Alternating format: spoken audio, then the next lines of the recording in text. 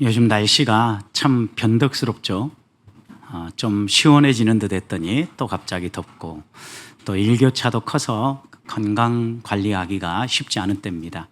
또 오늘 날씨가 어떠한지를 미리 바라보지 않으면 어떤 옷을 입고 나아가야 될지 하루를 출발하면서도 고민이 되는 이런 때입니다. 성도님들이 지혜롭게 또 건강하게 이런 환절기를 잘 보내고 건강 잘 지킬 수 있기를 소망합니다. 우리가 이렇게 자꾸 많이 바뀌는 걸 보면 이런 변화 속에서요 잘 적응하며 살아가야 되는데, 하나님께서 우리에게 주신 은혜 가운데 하나는요 여러 가지 다양한 환경을 만날 때마다 적응할 수 있는 적응력을 주셨다라는 것입니다. 우리 사회의 기후가 이렇게 급변하는 걸 보면 무언가 지구가 병들어가고 있다는 것 하나하나 우리가 좀 더 생각해야 되고요. 이럴 때일수록 그리스도인으로서 어떻게 사는 것이 성도답게 사는 것일까? 우리가 살 때, 우리가 좀 더 젊었을 때에 기후가 안정적이고 예측이 가능했다고 하면 요즘 참 예측하기 어려운 시기가 되었죠. 사만사원이다. 이런 표현들이요 이제는 다 옛날 이야기가 되어가고 있는 이런 시대입니다. 이럴 때 그리스도인들이 세상 속에서 어떻게 살아가는가, 하나님이 우리에게 주시는 이 자연세계를 어떻게 잘 지켜갈 것인가 라는 부분은 그리스도인들의 매우 중요한 사명 가운데 하나라고 말할 수 있습니다. 우리의 신앙생활도 마찬가지죠. 어떤 때 보면은 정말 믿음 좋은 것 같은데 어떤 때 보면은 우리의 믿음이 한순간에 나락으로 떨어지는 것 같은 느낌을 가질 때가 있습니다. 마치 급변하는 기후처럼 우리의 신앙도 엎치락 뒤치락 하는 것 같은 느낌을 갖는다라는 거죠. 그러나 우리가 아무리 이런 다양한 환경에 놓여 있다 할지라도 우리에게 적응력을 주신 하나님은요 우리의 신앙에 엎치락 뒤치락 하는 이 순간에도요 하나님을 의지하고 하나님의 은혜 안에서 성장할 수 있도록, 믿음으로 자라갈 수 있도록 우리를 지키시고 보호하시는 분이시라는 겁니다. 그래서 그리스도인들은 어떤 상황에 지금 내 믿음이 바닥을 치고 있는 이 순간에도 하나님의 자녀라는 사실은 변하지 않아요. 그래서 우리에게 은근히 묻어놔야 될 향기가 하나 있는데 하나님의 자녀됨의 향기예요. 우리가 아무리 믿음이 없고 방탕하고 세상적으로 살아간 듯 해도 하나님은 한번 우리를 부르신 우리를 잊지 아니하시고 끝까지 손 놓지 않고 붙잡으신다라는 거예요.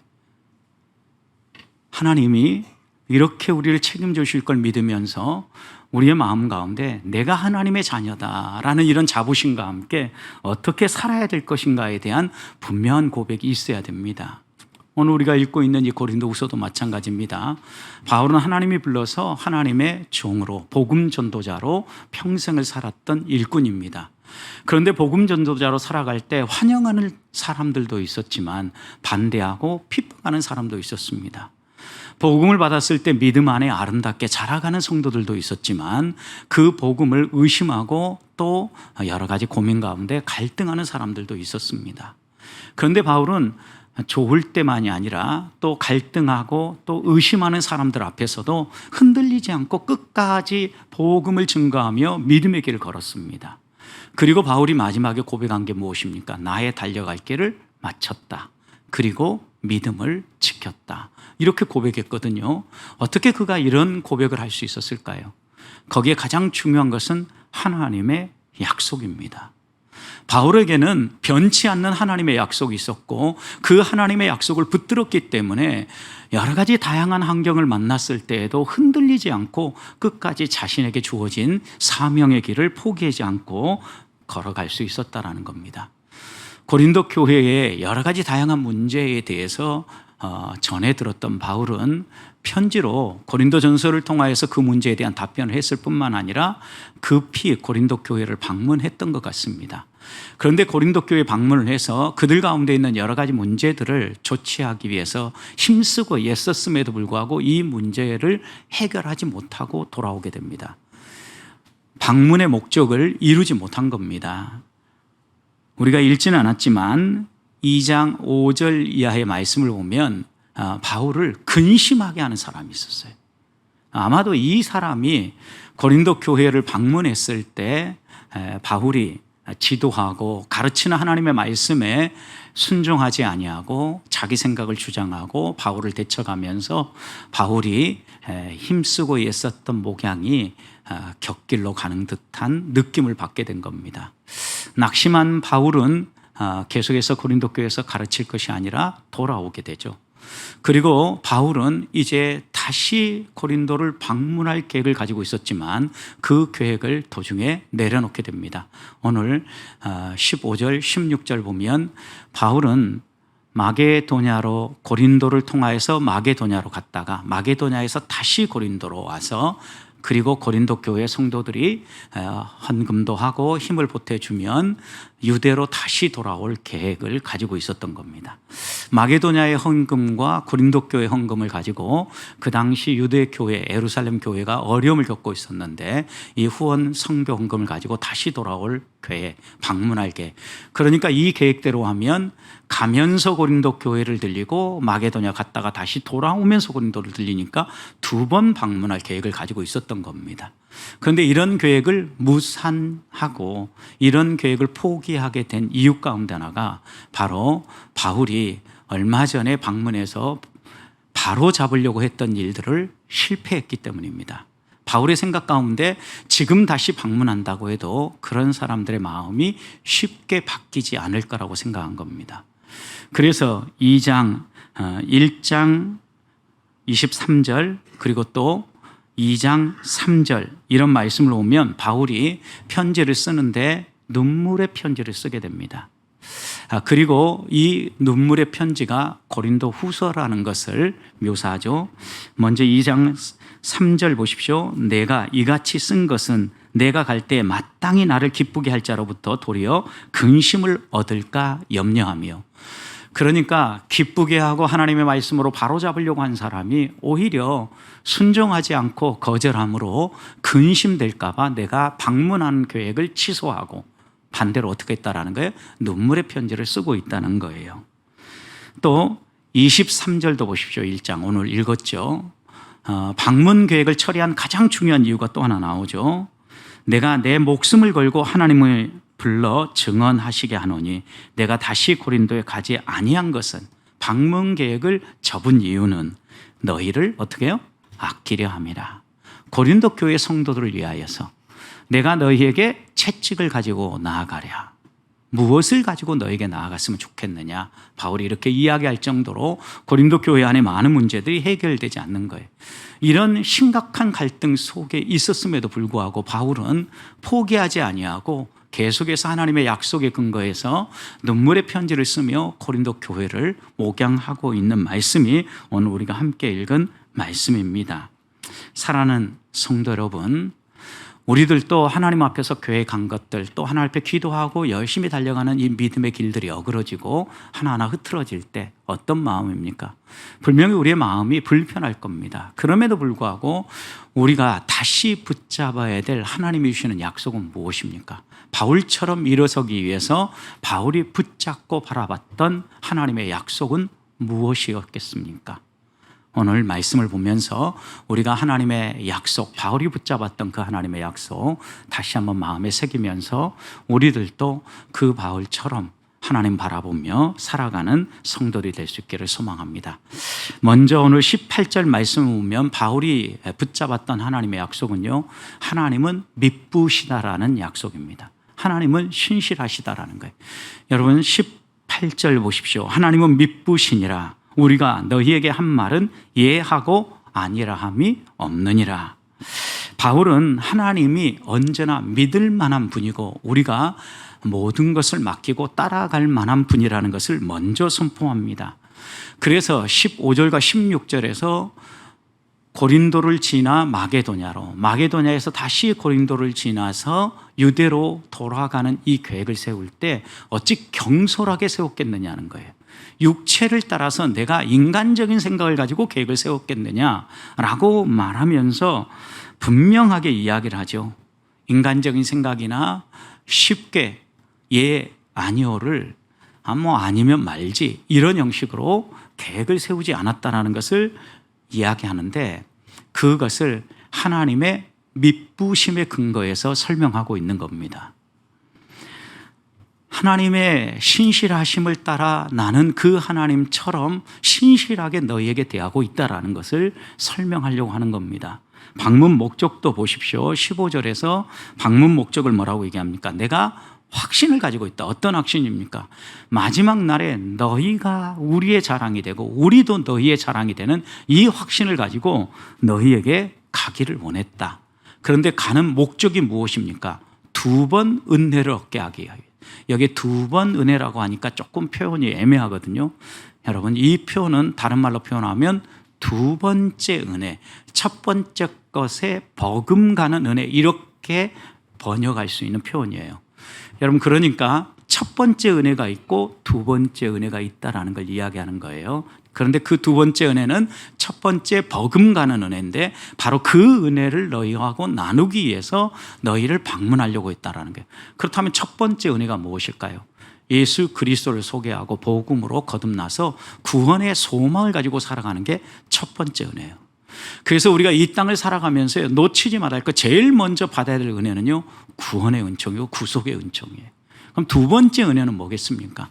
구원받은 하나님의 백성이요, 믿음 안에서 흔들리지 않고 믿음의 길을 쭉 걸어가게 하는 거예요. 지금 고린도 교회가 바울을 의심하게 만들고 회방하는 사람들로 말미암아 신앙이 흔들리고 있죠. 그래서 그들에게 2번째 은혜인 믿음 안에서 흔들리지 않고 견고하게 믿음의 길을 걸어갈 수 있도록 붙잡아주는 이 은혜를 나누기 위해서 바울이 2번째 방문을 하고자 했다라는 이야기입니다.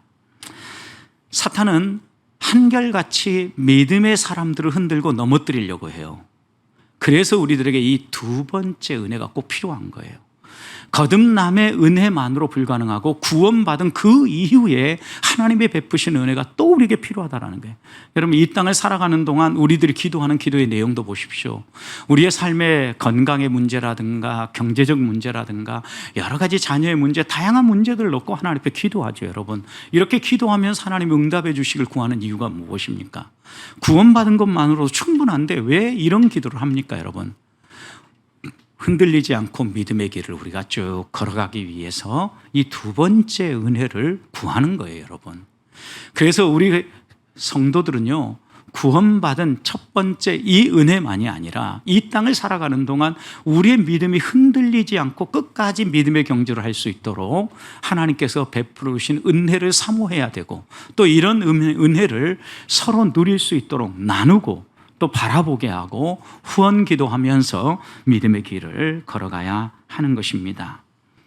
바울은 이 말씀을 통해서 분명하게 지금 전달하고자 하는 게 있죠. 내가 너희를 만나서 너희에게 은혜를 끼치고 너희가 더 은혜 충만하게 살아가기를 원한다라는 거예요.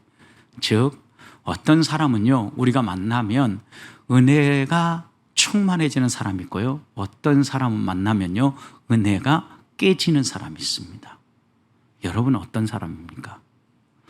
여러분, 우리가 누군가를 만나려고 하고 누군가를 방문하려고 할 때 항상 우리의 방문이 즐거운 방문이 돼야 되고, 또 우리의 이 방문이 만나는 사람에게 도움이 돼야 되는 거예요. 바울은 만나는 사람들에게 하나님이 어떤 분인가를 더 분명히 이해하고 믿음의 반석에 세우려고 애썼다라는 거예요. 그러면서 자신의 계획이 지금 어그러졌는데 하나님의 미쁘심처럼 나도 그냥 아니면 말고 식으로 계획한 것이 아니라 너희에게 이런 좋은 은혜를 나누고자 확실하게 너희에게 갈 계획을 가지고 계획을 세웠다라고 이야기를 하고 있는 겁니다. 20절 말씀을 보십시오. 그 다음에서도 이렇게 얘기합니다. 하나님의 약속은 얼마든지 그리스도 안에서 어때요? 예가 된다라고 얘기했습니다. 그런지 그로 말미암아 우리가 아멘하여 하나님께 영광에 이르게 된다. 하나님께 영광을 돌리게 된다. 여러분, 하나님의 약속은요, 애매하지 않다라는 거예요. 이것이 예인지 아니온지 애매하게 우리에게 말씀하지 않고요, 그리스도 안에서 항상 예가 된다는, 항상 믿고 따를 만한 말씀이라는 거예요. 그래서 우리가 하나님의 약속을 우리가 신뢰하고 그 약속을 붙잡고 그 약속을 따라 살아가라고 당부하고 있는 거예요.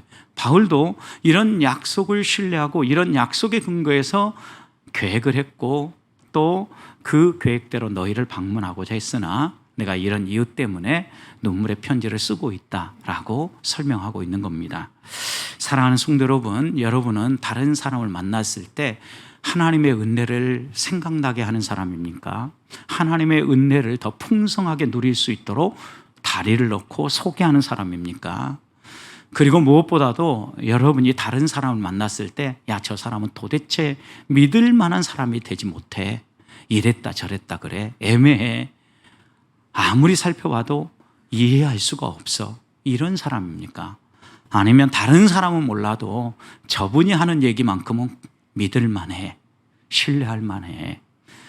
저 사람 하는 말이라면 나는 한번 해볼래. 이런 말을 하는 사람들입니까?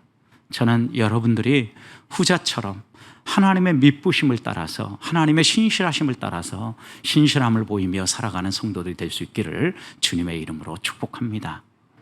두 번째 하나님의 약속은요, 우리가 믿는 예수님은 우리를 넘어뜨리고 흔들거리게 만들고 실패하게 만드는 분이 아니라 우리를 붙잡아 주시고 세워주시는 분이라는 것을 믿는 것이에요. 하나님의 약속이 한결같이 우리에게 소개하는 바가 무엇입니까? 구원의 은총이고 하나님의 백성이 이 땅에서 행복하게 살아가는 삶의 비결에 대해서 이야기하는 거예요. 그래서 오늘 19절 말씀을 보면 바울이 디모데와 실라와 함께 고린도 교회에 복음을 전한 내용에 대해서 얘기하죠. 우리 곧 나와 실로아노와 디모데로 말미암아 너희 가운데 전파된 하나님의 아들 예수 그리스도는 예하고 아니라 함이 되지 아니한다. 그에게는 예만 되느니라. 여러분, 이 말씀이 무엇입니까? 바울이 예수 그리스도를 선포했는데 예수 그리스도는요, 하나님의 구원 계획을 성취하고 이루심에 있어서 아버지의 뜻을 따라서 이 땅에 내려올 때부터 예하고 아니함이 되지 아니했다는 거예요. 구원사역 십자가의 길이 쉽지 않은 길입니다. 힘들고 고난의 길이고 피하고 싶은 길일 겁니다. 그럼에도 불구하고 우리 주님은 아니요 하지 아니하시고 예라고 하시면서 그 길을 순종하며 걸어가셨다라는 거예요. 그래서 이런 예수님의 모습을 예언하였던 이사야 선지자는 이사야 53장 7절에서 이렇게 그를 묘사했습니다. 그가 곤욕을 당하여 괴로울 때에도 그의 입을 열지 아니하였으며 마치 도수장으로 끌려가는 어린 양과 털 깎는 자 앞에서 잠잠한 양같이 그의 입을 열지 아니하였다. 우리 주님이 이 십자가의 길을 걸어갈 때 잠잠히 어린 양처럼, 털 깎는 자 앞에서 순종하는 자처럼, 도수자에게 끌려가는 양처럼 아무 말 하지 아니하시고 순종하며 이 길을 걸어가셨다. 예하며 걸어가셨다라고 말씀하면서 성도는 하나님 앞에서 계획을 세우고 하나님 앞에서 믿음의 길을 걸어갈 때에 아니요 할 일들을 계획하지 말고, 다른 사람을 곤란에 빠뜨릴 일들을 계획하지 아니하고 예라고 할 이야기, 다른 사람에게 유익이 되고 도움이 될 만한 일들을 계획하며 걸어가야 한다는 거예요. 바울도 이런 마음으로 계획을 했고 가고자 했다라고 설명하고 있는 겁니다. 21절 말씀을 보십시오. 그래서 이런 하나님을 어떻게 소개합니까? 우리를 너희와 함께 그리스도 안에서 어떻게 하시는 분이시다? 굳건하게 하시는 분이시다. 또 어떤 분이십니까? 우리에게 기름을 부으시는 분이시다. 여러분, 우리와 너희를 굳건하게 하시는 분이라는 의미가 무엇입니까? 바울과 그 일행도 흔들리기를 하나님 원치 아니하시고 고린도 교회 성도들도 흔들린 걸 원치 않으신다라는 거예요. 그것만이 아니라 두 그룹 다 든든하게 붙잡으실 뿐만 아니라 하나님께서는 그들에게 기름을 부어주시고 사명을 주시고 그 사명을 따라 살아갈 수 있도록 일하시는 분이시다라고 말씀하고 있는 겁니다. 하나님은 우리를 흔드시는 분이 아니라는 거예요. 하나님의 약속은 예매하고 우리로 시험 들게 만들고 우리로 하여금 갈등하게 만드는 약속이 아니라는 말씀이에요. 하나님은 우리를 든든히 붙잡아 주시고 하나님의 약속의 말씀은 붙잡고 따라가면 따라갈수록 우리를 더욱 믿음 안에 서게 만들어 준다는 말씀입니다. 복음 선거 가운데 여러분 기억나시죠? 일어나 걸어라. 나의 등 뒤에서, 나의 등 뒤에서 나를 은근히 붙잡아 주시고 나를 이끌어 주시는 분이죠. 나의 인생길에서 지치고 힘들고 주저앉고 싶을 때, 포기하고 싶을 때, 그럴 때마다 우리의 손을 잡아 일으켜 주실 뿐만 아니라 뒤에서 등을 밀어주시고 일어나 걸어라 라고 말씀하시는 분이 누구예요? 우리 주님이에요. 우리 하나님이라고요. 여러분, 그래서 우리가 이런 하나님을 본받아서 하나님의 약속도 우리를 넘어뜨리거나 우리를 실패하게 하는 게 아니라 굳건하게 하고 손잡아 일으켜주고 우리가 이 믿음의 길을 갈 수 있도록 항상 우리를 가르치고 이끌어 주시는 말씀이라는 거예요. 그래서 우리가 이런 하나님 앞에서 이 하나님의 약속의 말씀을 따라 살아가라고 당부하고 있는 겁니다. 고린도 교회는 그런데 실제로는 흔드는 사람이 있었습니다. 바울을 의심하게 만들고 바울이 전한 복음을 의심하게 만들면서 믿음을 흔드는 사람이 있었다는 거죠. 오늘날 교회에도요, 이렇게 믿음을 흔드는 사람이 있을까요, 없을까요? 있어요, 여러분. 의도하지는 않지만 우리가 의도하지 않는다 할지라도 우리의 몇 마디 말들로 인하여서 상대방을 흔들 때가 있다는 말씀입니다. 이런 환경 가운데서 살아가는 우리들에게 교훈하는 바가 무엇입니까? 하나님도 그런 분이시고 하나님의 약속도 그러한데 흔드는 삶이 아니라 굳건하게 붙잡아주는 삶을 살아라. 그리고 하나님께서 약속의 말씀을 따라 각자에게 사명을 주셨는데, 기름을 부어주셨는데 그 약속을 이루고 그 사명을 완수하기 위해서 살아가라고 당부하고 있는 겁니다. 사랑하는 성도 여러분, 저는 우리 보배교회 성도님들이 흔드는 사람이 아니라 손잡아 일으켜주고 붙잡아주는 사람들이 되기를 소망합니다. 하나님의 약속을 붙잡고 이웃을 세우고 또 하나님 앞으로 한 발 한 발 더 가까이 은혜 안으로 나올 수 있도록 인도하는 삶을 사시기를 축복합니다. 마지막입니다. 오늘 마지막으로 하나님의 약속의 말씀은요, 우리가 끝까지 신뢰하고 붙잡고 따라갈 수 있도록 항상 보증해 주는 말씀이에요. 여러분, 그러니까 우리가 흔들리고 우리가 마음에 갈등이 생길 때 하나님의 말씀을 가까이 하고 하나님의 약속을 가까이 해야 돼요. 성령을 부어주시고 기름을 부어서 사명을 주실 뿐만 아니라 22절 보십시오. 그가 또한 우리에게 인치시고 보증하시고 그 보증의 증거로 우리의 마음에 무엇을 주셨어요? 성령을 주셨다라고 얘기했거든요. 하나님이 어떤 분인가, 하나님의 약속의 말씀이 무엇인가를 분명히 이야기하는 거죠.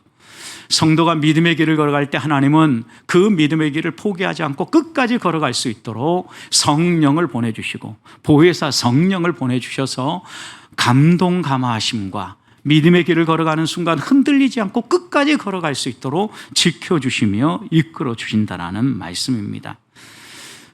바울은 누구보다도 성령에 사로잡혀서 살아갔던 사람입니다.